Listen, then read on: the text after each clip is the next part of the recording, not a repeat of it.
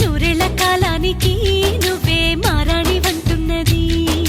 ప్రతిరోజులా ఒక రోజా ఇది, ఏడాదిలో మహారాజే ఇది.